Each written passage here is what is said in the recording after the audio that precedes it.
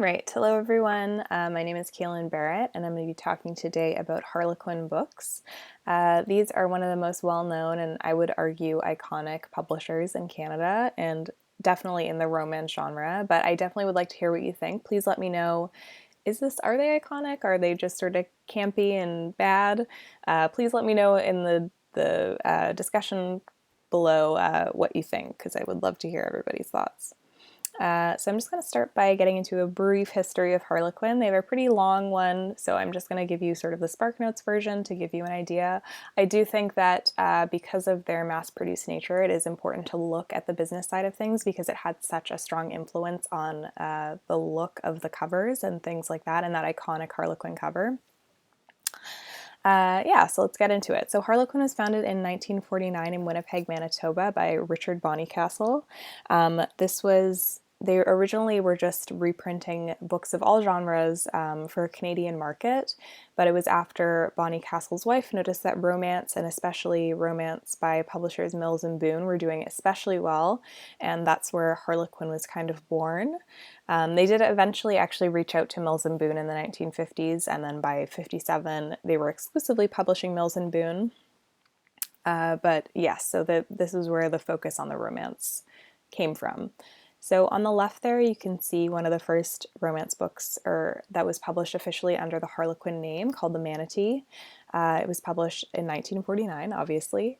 And although it's obviously very early, you can still kind of see the beginnings of what would eventually become the very iconic Harlequin look, with the, dreamy romantic man looking up at a beautiful woman coming down the staircase. It's not the steamy embrace that we might expect, but it definitely has some of the key elements that we think of when we think of Harlequin books. So in the 50s and 60s, there was actually, again, not as much of a focus on the man and the woman, the typical Harlequin cover, but rather there was a focus on the heroine. And this was in part because it was the beginning of the women's movement, and so women were definitely looking for stories that were more focused on the heroine and sort of described a woman leaving her life, and that provided its own kind of fantasy.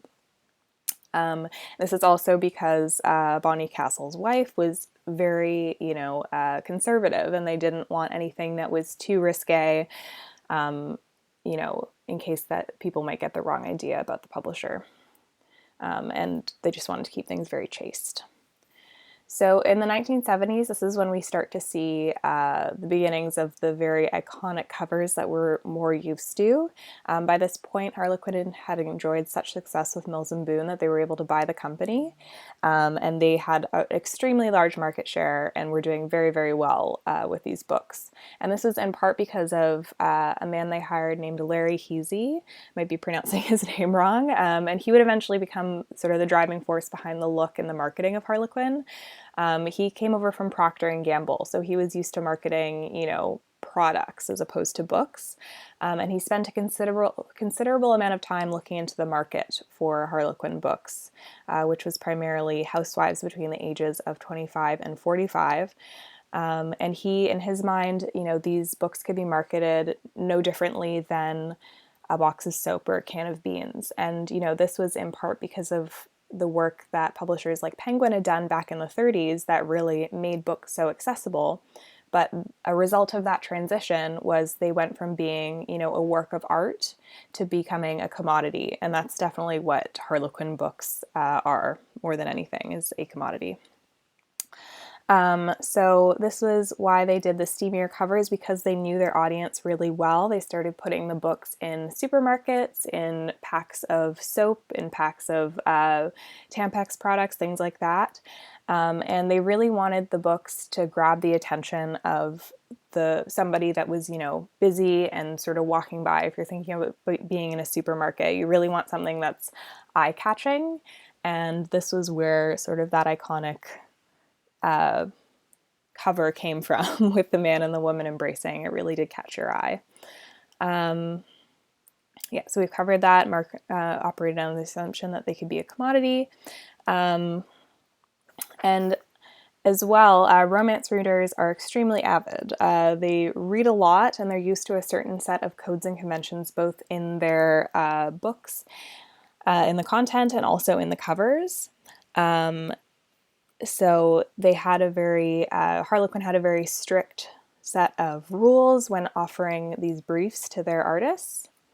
They had these very specific jewelry, backgrounds, things like that. As you can see from the images here, although they're slightly different settings, they all have the same look to them and the same feel.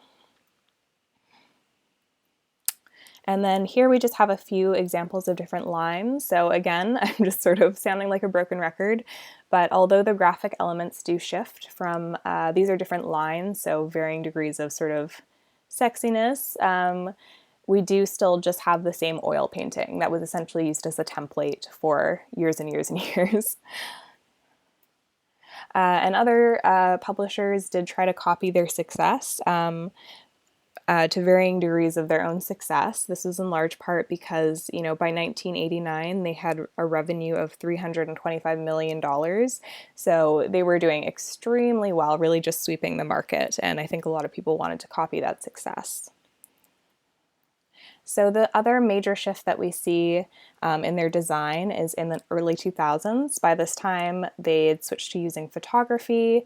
They still had all the different lines, but covers were still relatively the same.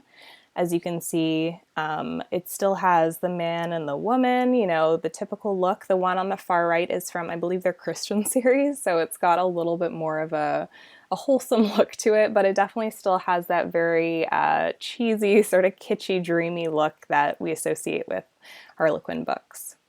I also just think it's interesting in this one, this is done during COVID times, but they use the same shoot with the same models for completely different book series, and it just really drives home to me the fact that these are very much, mass-produced commodities, and they're really just trying to stretch the dollar.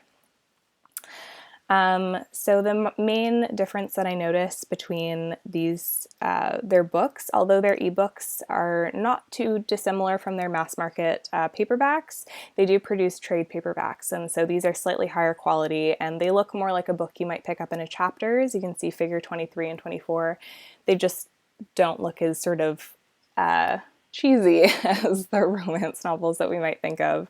On the right is the mass market paperback, which definitely have the same look that we associate with Harlequin, and also the stronger branding as well. So that at this point they have so many different lines and imprints that it's really hard to make sweeping statements about the publisher overall. But I will say that their romance has remained very tried and true to their roots. You can see figures 19 and 21. They still have that very, typical romance look, even though it's done with photography instead of oil paintings. You can definitely see the whisper of what the brand used to be. So yeah, I will come back to my original question. Do you think it's safe to call Harlequin iconic? I would argue yes, but please let me know what you think in the discussion below. And I've just got sources for my images and my references. Thank you so much.